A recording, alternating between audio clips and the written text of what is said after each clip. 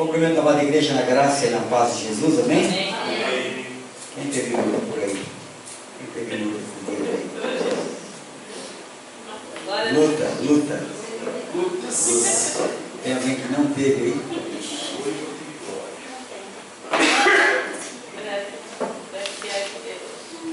É por isso que o Senhor falou assim: vinde a mim todos vós que estáis cansados e sobrecarregados, né? Eu, cada dia na minha vida, eu lembro dessa palavra. Muitas vezes eu lembro dessa palavra. São duas coisas que eu lembro sempre, né? Quantas vezes a Bíblia diga: não temas, né? Não temas, eu sou contigo. Porque senão a gente não aguenta o recurso, né? São tantas demandas. E quando nós estamos num mundo como esse que estamos vivendo, né? Cada geração tem um mundo que está vivendo, os seus problemas de cada geração, né?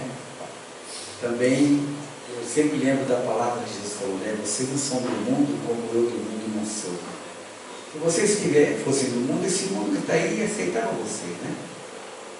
Mas como vocês não são desse mundo, o mundo vos odeia. Pensa que negócio estranho, né?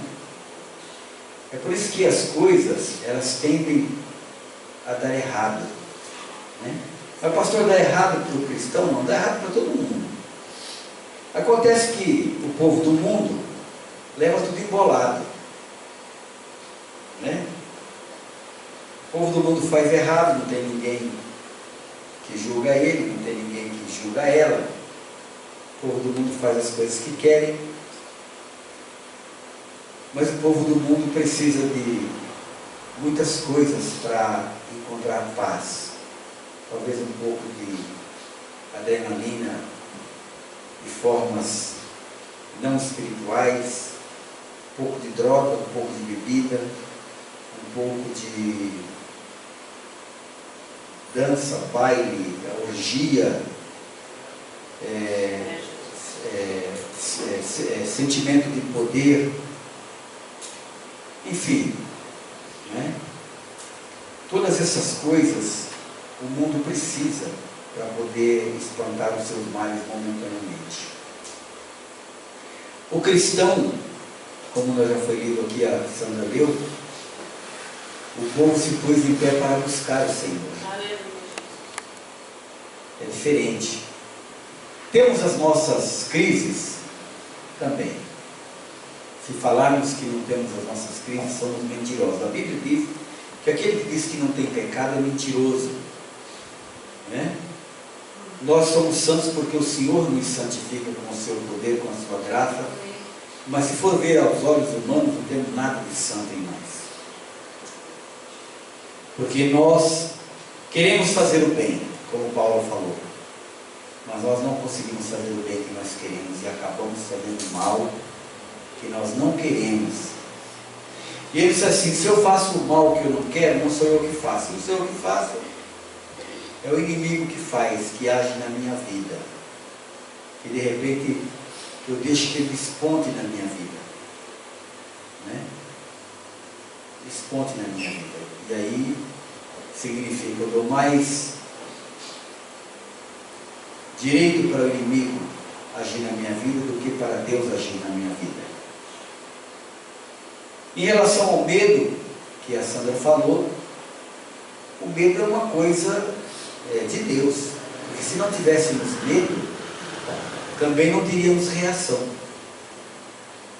Aliás, o medo que provoca a reação está em todos os seres viventes, na terra, no ar e nos mares. A reação que você vê é uma reação, o medo traz uma reação, né? E essa reação é o que faz a mãe lutar pelo seu filho, pela sua prole, o animal lutar pela sua prole, enfim, né? E é por isso que na Bíblia, praticamente a palavra que mais tem é não temas. Porque quando nós aprendemos a confiar no Senhor, nós aprendemos a reconhecer que estamos errados. Quantas vezes na vida nós vamos ter que reconhecer que estamos errados, né? Por dia, né? Porque tantas vezes a gente tem que reconhecer que está errado. mas a maioria esmagadora das vezes, o orgulho nas nossas vidas não permite que nós reconheçamos o nosso erro. Né? Às vezes a religiosidade, às vezes a posição de poder, enfim. Algumas vezes nós erramos e sentimos na nossa própria pele, rapidamente, o preço do nosso erro. E outras vezes nós vamos protelando, né? E vai se amontoando até tomar uma proporção de explosão, como se fosse, né, uma coisa que explodisse, né? Um estupim, né? Para estourar. Então é importante que nós, como Jesus fez muitas e muitas vezes na Bíblia, sendo homem, possamos transferir os nossos problemas para Deus. Já foi falado esses dias aqui, acho que foi o Bruno que falou, não sei quem falou dele, mas falando que Jesus, sendo Deus, ele não precisaria nem orar. Que Jesus ia orar, né? Não sei nem quem falou, mas foi bem interessante, né? Que Jesus ia orar. Mas acontece que Jesus estava numa carne, num corpo igual ao seu. E muitas das coisas que Jesus passou na carne dele, passou para mostrar para nós que nós viveríamos e que ele suportou na carne dele muitos problemas que de repente nós não conseguimos suportar na nossa carne. Né? E aí, a nossa fé do tamanho de uma mostarda, mas não produziu, não virou uma árvore para produzir fruto, não vai suportar o rojão, vai estourar, né? Não vai suportar a pressão. A maioria esmagadora, queridos. Então nós precisamos o quê? Aprender a transferir os nossos problemas, aprender a ter paciência e transferir nossos problemas. Jesus, sendo Deus, muitas vezes na Bíblia, a Bíblia fala que Jesus, ele se afastou para orar.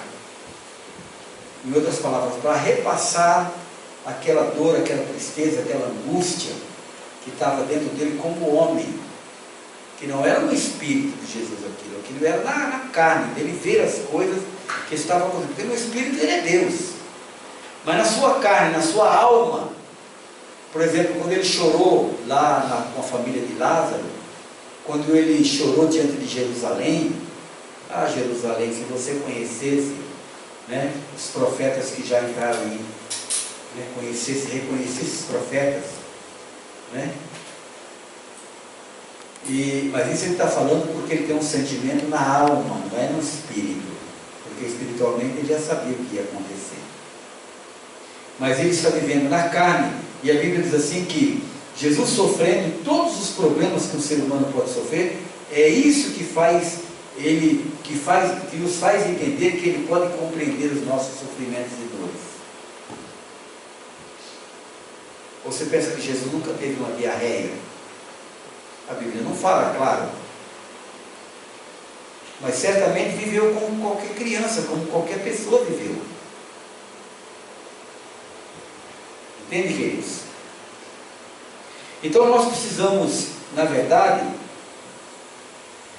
não querermos ser os deuses. Nós não podemos ser Deus. Nós temos que deixar Deus ser Deus, Deus agir, ser Jesus, Ele ser a luz da nossa vida, Ele ser o caminho, né, que ilumina os nossos passos, e nós nos colocarmos sempre como dependentes, né, totalmente do Senhor. Hoje nós vamos falar um pouquinho sobre derramar. Eu gostaria que você fosse dar para Romanos capítulo 5. Capítulo 5 de Romanos, uma palavra bem conhecida.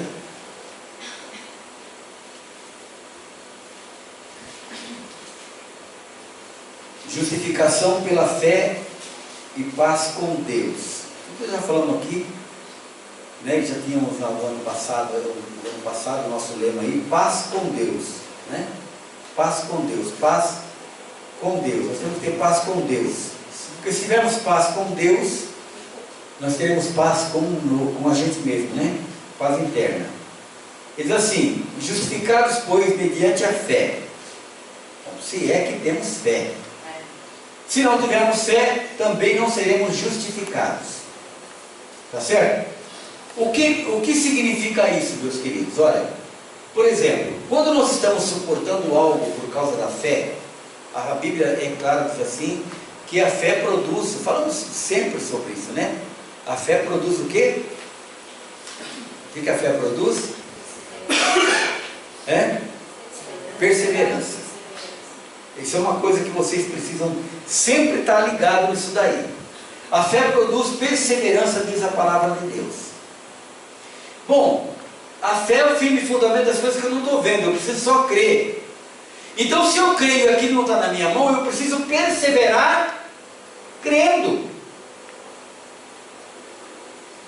Quando eu persevero crendo, então Deus entende que eu estou fazendo o meu melhor para que a minha fé seja vista. Então eu sou justificado. Está entendendo? Amém. Por isso que quem ora está no Senhor, ora não está, ora isso, ora aquilo, ou abandona aqui, abandona ali, ou não persevera. Tem pessoas que não perseveram em nada. Por isso que você vai ver, por exemplo, no capítulo 15 do Evangelho de João, que Jesus fala tantas vezes: permanecei, se você perseverar.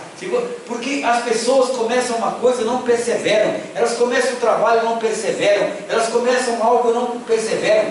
A maioria esmagadora não persevera no que faz, nem no seu ministério, nem na sua vida cristã. Ela não persevera. Por quê? Porque não tem fé. Ou melhor, não plantou a pequena. Você está aqui porque você tem fé. Todo mundo tem fé. Agora, a fé precisa ser plantada para que ela cresça, não é? E a Bíblia diz que se torna uma árvore enorme e os pássaros se alinham debaixo dela. As outras pessoas se alinham debaixo daquela fé. Quando você vê a fé de alguém, você se aninha, ou quer dizer, você se espelha naquela fé.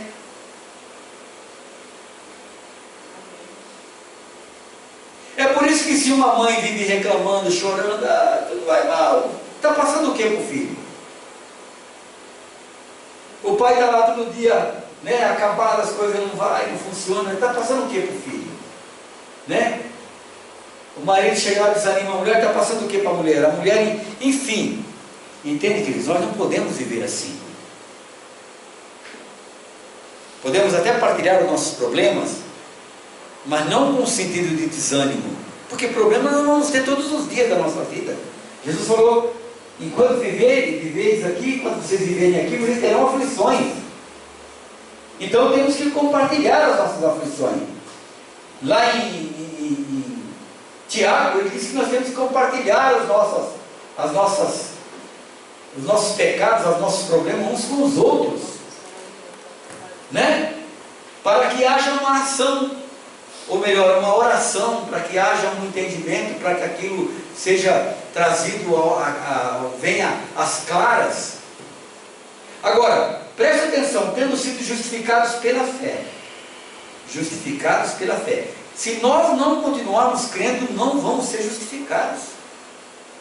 Muitas pessoas começam, se enjugam da vida que tem, recebem a palavra do Senhor, crê para vir na igreja 1, 2, 3, 10 vezes para ser batizado, e depois não permanece na fé. A nossa luta contra o inimigo das nossas almas, contra aquele que nos escravizava, tem que chamar-se, tem que estar apoiada na perseverança da nossa fé. Porque do contrário, queridos, nós vamos ir para uma igreja onde vai vir um pregador que vai pregar bonito, alguém que tem uma unção especial. Não, eu vou lá. Mas o que vai adiantar? Imagina, por exemplo, pegamos esses dias aqui, né? Quando Jesus curou os 10 leprosos, né? Olha, vão lá no tanque e se lavem. Se eles não tivessem perseverança para ir no tanque, tinham sido curados. Eles já estavam curados. segundo a palavra do Senhor, mas faltava um cumprimento. O que vai faltar aqui? Né? A perseverança na fé. É por isso que pessoas são batizadas, né? A gente fala assim, olha, os presídios estão cheios de pessoas, né? De pessoas que foram batizadas, que são cristãos, que já ouviram a palavra de Deus. Por quê? Porque não perseveraram. E se você não perseverar e eu não perseverar, nós vamos cair no mesmo negócio dos outros lá. Não vai pensar que nós somos melhorzinhos, melhores que os outros, não. Viu, queridos? Não vai pensar que há diferença, não. Se nós deixarmos, por exemplo, o mal, ele se arraigar em nossas vidas, por isso que a Bíblia diz assim, que não pode haver em nós raiz de amargura nenhuma, alguma, nem de jeito nenhum.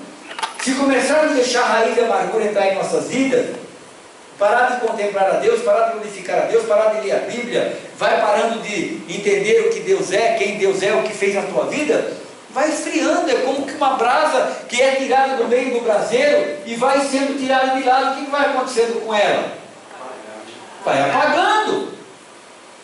E quando essa brasa apaga, entende?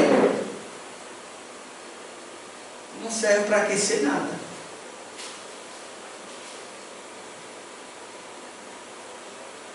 Por isso que a Bíblia diz que nós precisamos ser ativos na oração, ser, né, cheio do Espírito, né, cheio, né, do Espírito. Vamos ter os nossos problemas? Tudo bem. Jesus também teve seus problemas. Ele diz assim, tendo pois sido justificados pela fé, temos paz com Deus. Temos paz com Deus. Se nós formos justificados, nós temos paz com Deus. Se não formos justificados, se nós não temos paz com Deus, vamos ter com quem? O gerente do banco? O gerente da loja? Com o carro bonito que está na garagem? Ou com os bens que nós temos? Não, não existe isso. Não há um milagre aí. Não há nada aí, não há uma mágica, nem um milagre aí, nada aí. Se nós temos paz com Deus, aí sim nós temos uma paz interior. Porque você vai entender quando alguém diz assim, olha, você precisa perdoar, aí você não consegue. Mas quando você é cristão, você consegue porque você não perdoa no seu amor. O seu amor não dá conta. Você perdoa no amor de Cristo. Porque você entende que o Senhor te perdoa, e quando você se converte, compreende que, desculpe a minha expressão, que droga a gente era, e daí então diz, mas Jesus me perdoou, como é que eu não vou perdoar o outro agora? Não tem sentido. É exatamente isso que acontece. Então nós não perdoamos o nosso amor, porque o nosso amor não tem jeito, não dá conta. Temos que perdoar no amor de Cristo. Por isso nós cantamos aí, perdoar como Jesus, amar como Jesus amou, viver como Jesus viveu, né? É por isso, porque nós entendemos as ações de Jesus para que nós possamos nos espelhar naquela ação, exercendo a nossa fé, para que tenhamos paz com Deus, por meio de Jesus Cristo. Por meio de Jesus Cristo, por quê? Porque conhecemos tudo que Jesus fez na cruz do Calvário por nós, conhecemos o sacrifício da cruz. Vamos mais um pouco? Pelo qual também temos entrada pela fé a esta graça. Então, note outra coisa importante aqui. O estado de graça precisa de um ingrediente chamado fé. É por isso que sem fé é impossível agradar a Deus. Para que eu entre no estado de graça, eu preciso ter fé. Quando o discípulo diz assim, Senhor, a tua graça nos basta, ele está falando o seguinte, olha, eu vou crer que o Senhor vai suprir minha necessidade, e aí a sua fé, a sua graça vai entrar em ação na minha vida, vai ser funcional na minha vida. Pelo qual também temos entrada pela fé a esta graça na qual estamos. Você sabe por quê? Aí você entende por que às vezes Cristão não pode dizer tão mais ou menos. Se tiver ruim, fala, estou ruim. Né? Estou ruim. Agora, estou mais ou menos. Mais para mais ou mais para menos? Cristão não pode estar mais ou menos, querido. Cristão não pode estar mais ou menos. Porque a Bíblia, é claro, diz que se for morno, Jesus vai vomitar.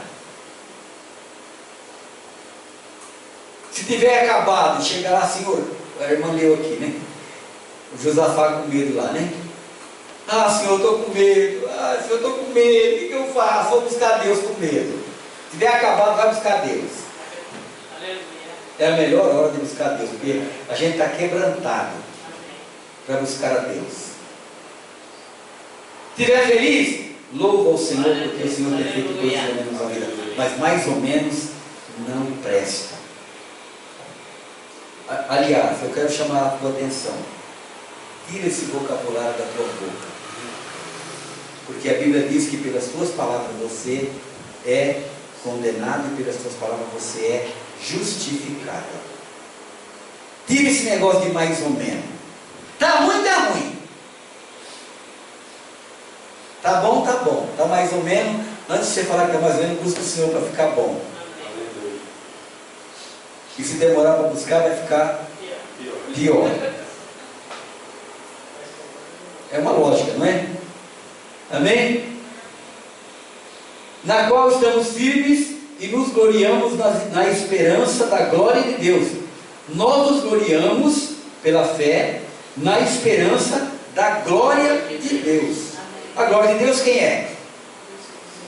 Jesus. Né? A Bíblia diz que Jesus é glória de Deus. Continua, por favor. E não somente isso, mas também nos gloriamos nas tribulações. É difícil, né? Olha, você dar glória a Deus nas tribulações é fácil, porque você está tão apertado, que lá diz, Senhor, glória a Deus. Vem uma frase, Senhor, glória a Deus. Mas você se gloriar na sua tribulação, não é a mesma coisa. Você está passando por tribulação, vem na igreja, vem uma palavra tremenda na tua vida, de Deus para a tua vida, você diz, glória a Deus! É bom, mas quando você pensa na sua situação, para se gloriar na sua tribulação, aí é diferente. Aí está machucando, aí dói, aí aí não é brincadeira. Entendeu? Não somente isso, mas também nos gloriamos nas tribulações, sabendo que a tribulação produz paciência. Tribulação produz paciência. Eu tenho que ter fé, então eu tenho que ter paciência para esperar o fruto da fé funcionar, né? A fé nascer, né, irmão? Vou plantar a sementinha da fé lá e vou esperar nascer. Continua. Essa palavra é muito conhecida. Né? E a paciência vai produzir o quê? Experiência. Porque vai te produzir um monte de experiência. Não dá para segurar isso, não dá para fazer, mas você tem que ter fé. O Senhor falou que vai fazer. E você traz uma experiência.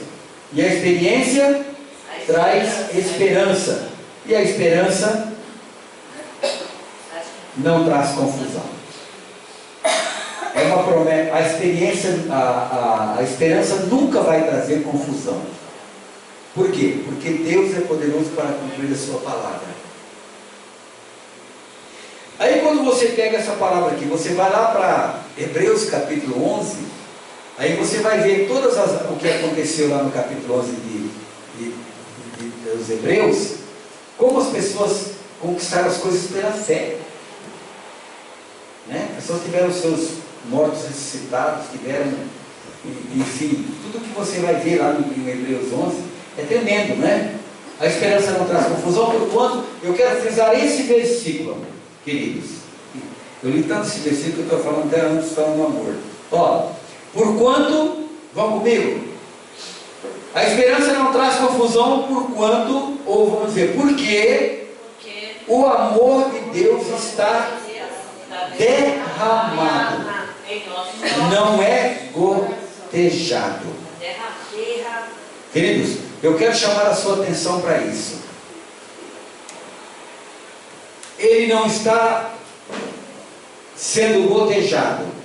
Quando nós vamos olhar para o Velho Testamento, nós vamos ver algumas vezes que a ira de Deus está sendo derramada. Não é gotejada sobre o povo. Eu até separei uns versículos, não sei se vai dar tempo ou não, mas eu separei. A ira de Deus, várias vezes na Bíblia diz que ela foi derramada. E quando a ira de Deus foi derramada contra o povo A, B, C ou D, houve uma calamidade. Mas aqui o amor de Deus foi derramado em nossos corações. Por que eu estou falando, por exemplo, da ira de Deus? Para que você compreenda a ira de Deus que foi derramada, o que aconteceu, e compreenda o derramar do poder de Deus em nossas vidas. Essa é a inversão. Porque você disser, olha, Deus derramou o seu amor, o que vai acontecer na minha vida? Mas quando você pensa que se Deus derramar a ira de Deus, como está na Bíblia, na tua vida, aí, vou usar o termo do mundo, o bicho pega. Eu vou passar os versículos, porque não vai dar tempo ler. Amém? Então diz assim, por quanto o amor de Deus está derramado em nossos corações, pelo Espírito Santo que nos foi dado. Continua, eu queria frisar esse versículo. Porque Cristo, estando nós ainda fracos, ou estando sendo nós ainda pecadores, morreu ao seu tempo pelos ímpios. Ele não morreu por mim, por você, diretamente, a Bíblia diz aí, outro texto ele diz, mas ele diz por quê? Porque nós éramos ímpios, e muitos são ímpios, e Jesus morreu por esses ímpios que estão aí. Só que eles não aceitaram Jesus ainda. Mas morreu por eles também. Jesus morreu pela prostituta, por aquele que está fazendo as coisas erradas no mundo. Hoje Jesus morreu por todos esses. E quer salvar essas vidas.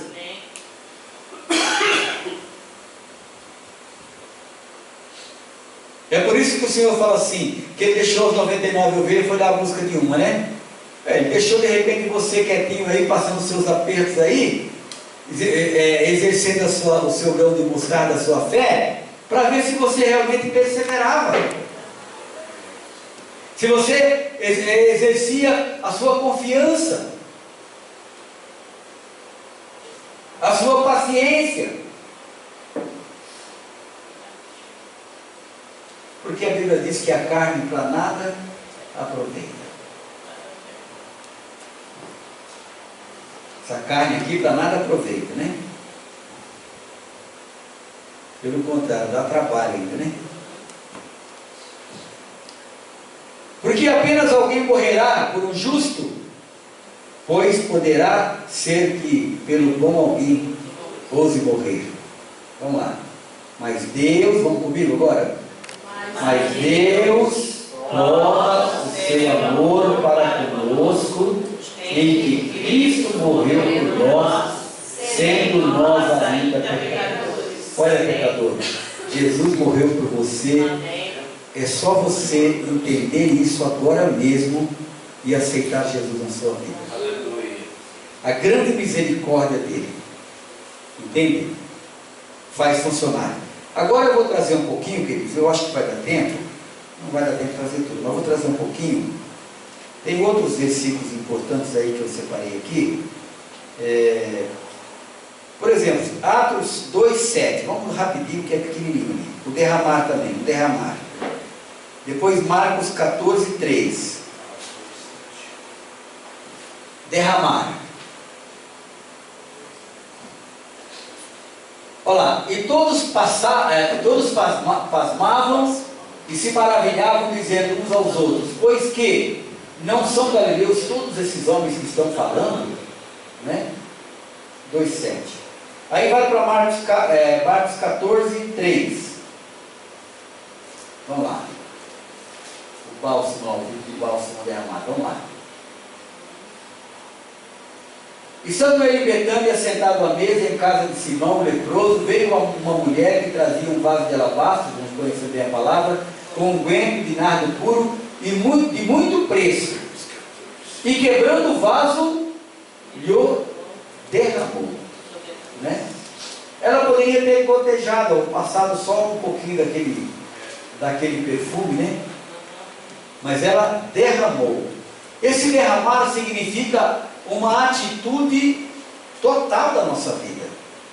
Vamos mudar aqui nós vamos tanto pregar sobre isso, né? Mas na verdade é uma decisão de derramar a nossa vida para obter o conhecimento, derramar a nossa vida para obter a graça, derramar a nossa vida para nos mantermos na fé. Derramar, que significa tudo.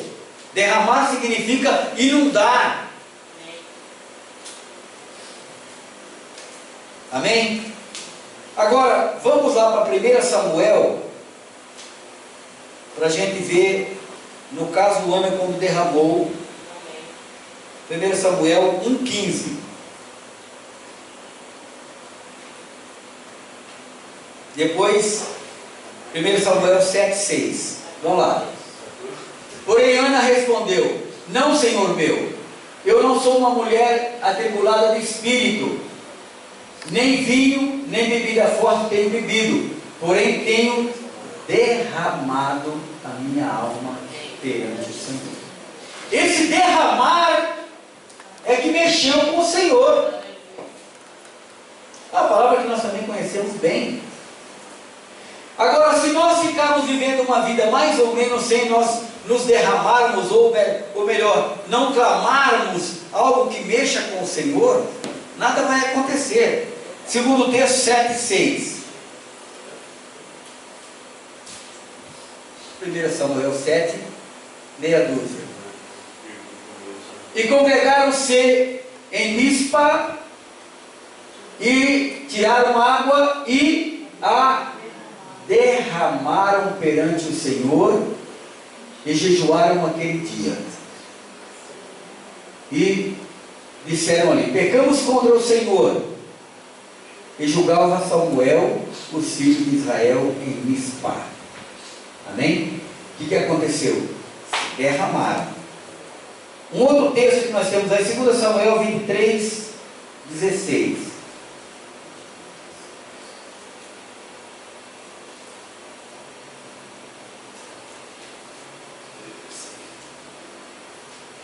Então aqueles 3 poderosos romperam pelo arraial dos filisteus e tiraram água da cisterna de Belém, que está junto à porta, e a tomaram e a trouxeram a Davi, porém ele não a quis beber, mas derramou-a. Ele estava com sede, mas ele fez uma oferta ao Senhor.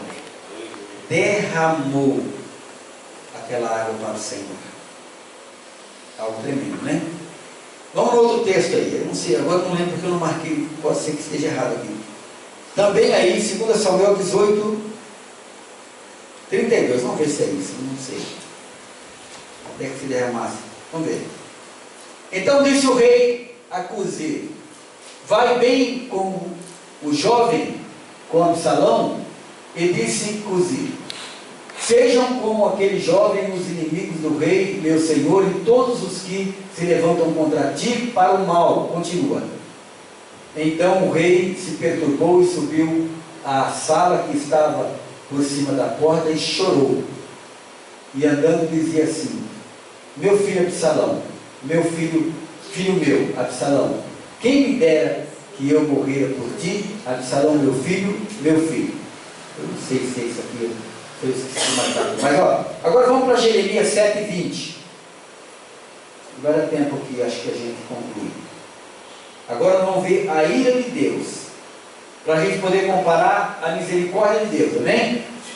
Portanto, assim diz o Senhor Deus: eis que a minha ira e o meu furor se derramarão sobre este lugar, sobre os homens e sobre os animais, e sobre as árvores do campo, e sobre os frutos da terra, e acender-se-á e não se apagará. Espera aí, isso aqui nós vemos acontecer hoje, muitas vezes.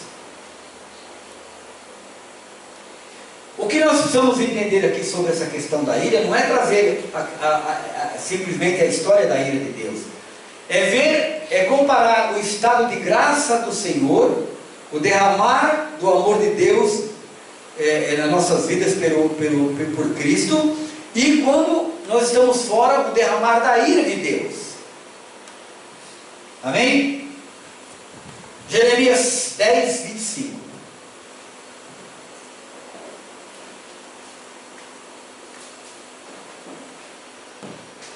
Derrama a tua indignação sobre os gentios que não te conhecem. Isso está valendo para quem não tem Jesus, viu? Ei, está entendendo? É por isso que você vê tantos jovens perdendo a vida por aí. Agora está uma moda de sumir jovem, que não é brincadeira no mundo. Mas nós já estamos quase nos acostumando com isso. Daqui a pouco não se tem mais nada. Sabe por quê, queridos? Por quê? Porque são desobedientes aos pais. Pregamos esses dias sobre Romanos 1. Porque não querem saber de Deus, não querem saber de nada do Senhor. Os pais não os ensinaram na doutrina e na educação do Senhor. Então estão debaixo da ira de Deus. Derrama a tua indignação sobre os gentios que não te conhecem e sobre as gerações que não invocam o teu nome, porque devoraram a Jacó e devoraram-no e consumiram-no e assolaram a sua morada. Ezequiel 7, 8.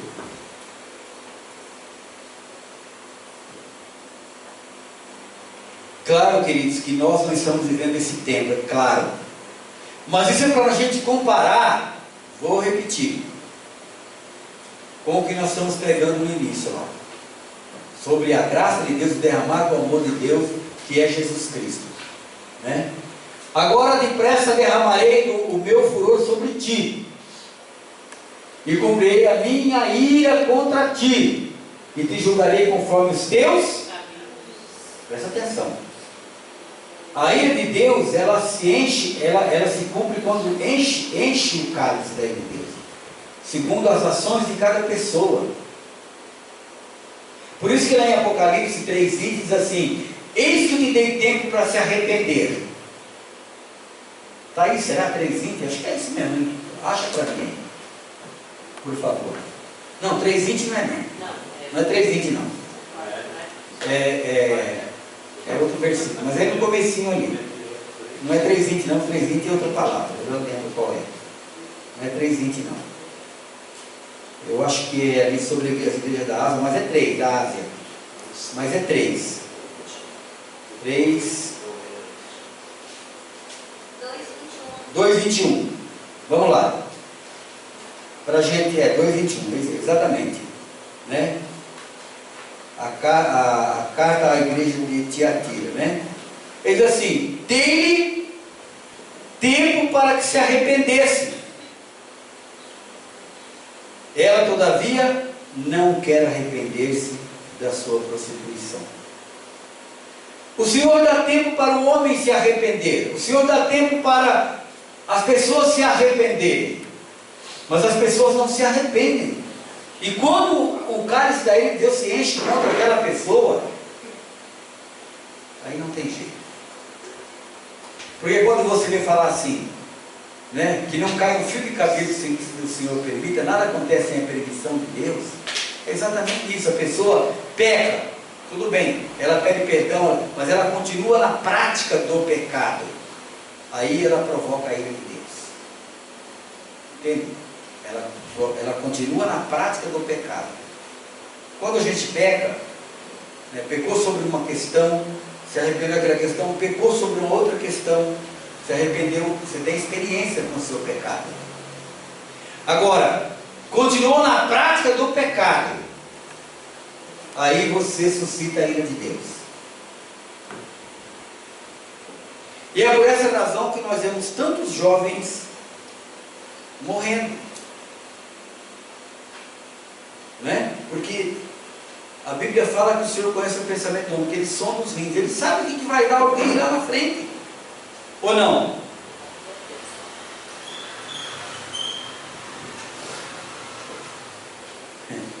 Já lemos Ezequiel 7:8? Então vamos para Ezequiel 36:19. Está terminando, vai dar tempo.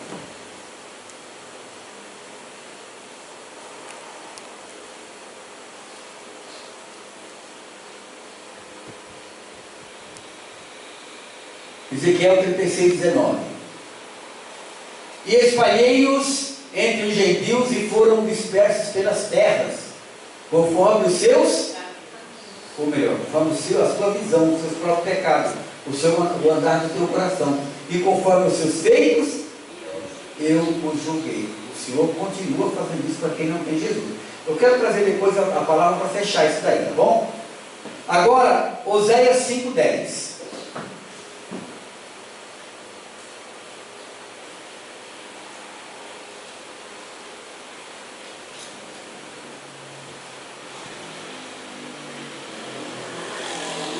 Os príncipes de Judá são como que mudam os limites. Derramarei, pois, o meu furor sobre eles como água. Não é gotejado, é derramar. E se você for ver a história que aconteceu aí depois, todas essas histórias do derramar da ira de Deus, eu não estou falando aqui delas, estou falando só do versículo. É terrível. Quando Deus derramou a ira de Deus, a ira dele contra Davi, que vocês já conhecem, misericórdia, foi terrível. E Davi era homem segundo o coração de Deus. Entendeu, queridos? Porque qual foi o problema de Davi? Ele pecou. Ele poderia ter se arrependido do pecado. Só que ele formou uma mentira. E para encobrir o seu pecado, ele matou mais um.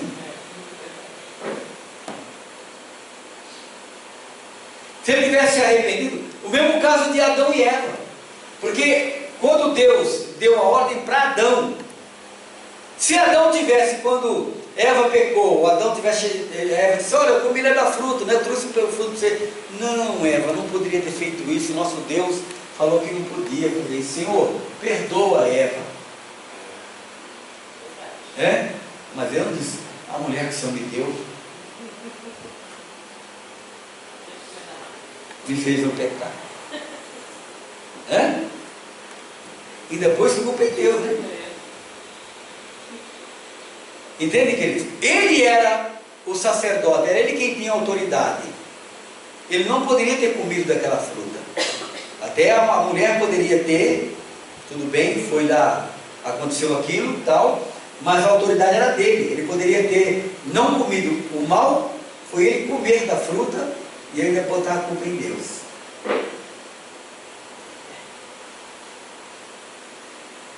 Amém? Agora eu quero que você volta, já vimos o derramar, volta lá em Romanos 5, para a gente fechar.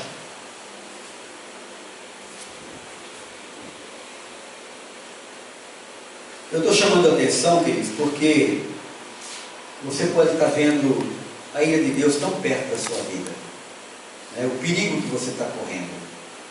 Que o Senhor abra o teu coração, os teus olhos espirituais, as tuas olhos espirituais, a tua vida.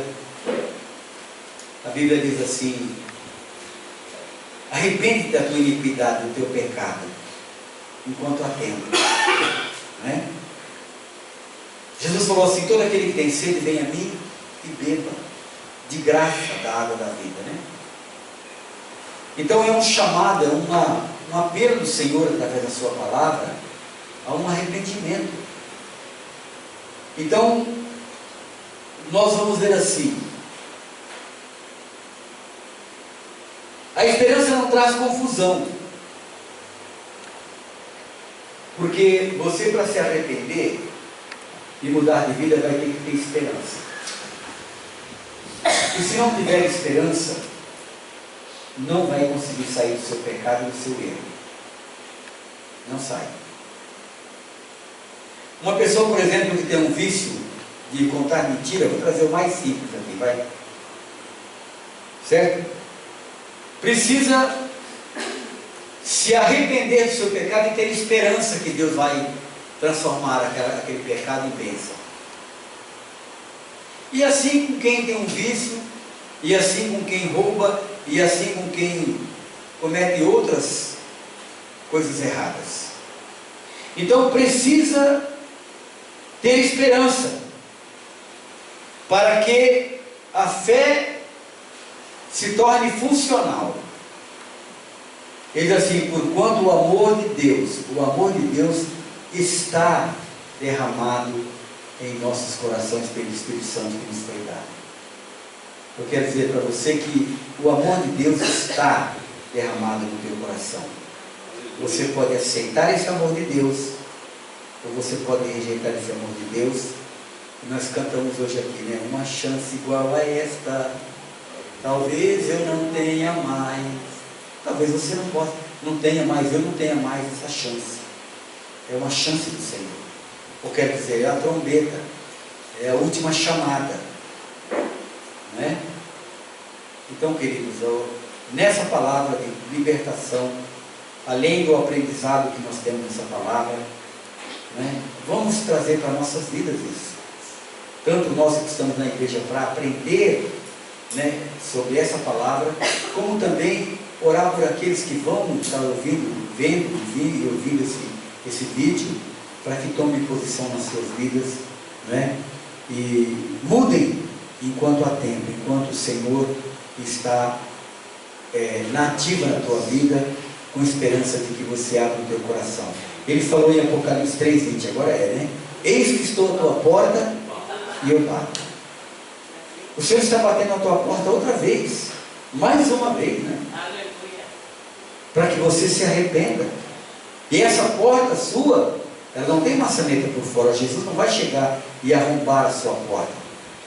Ele está pedindo para você abrir a porta. Diz assim: alguém me ouvir e me abrir a porta, eu entrarei na tua casa e cearei com ele e ele comigo. Então é uma dádiva do Senhor, uma oferta de salvação, de mudança de vida, né, do Senhor para todos nós, né? Para nós que estamos aqui aprendendo e vamos pregar a palavra, e para você que está aí precisando desse refúgio para a sua vida, em nome de Jesus. Feche seus olhos, abaixe sua cabeça, tome posse da palavra do Senhor. Abra o teu coração, tenha coragem, saiba que você vai precisar de ter um pouquinho de fé para ver o que você está vendo, e você vai ter que ter esperança que o Senhor é poderoso para realizar a obra que Ele está começando na tua vida. Senhor Jesus Cristo, nós te louvamos nessa noite pelo teu grande amor para conosco.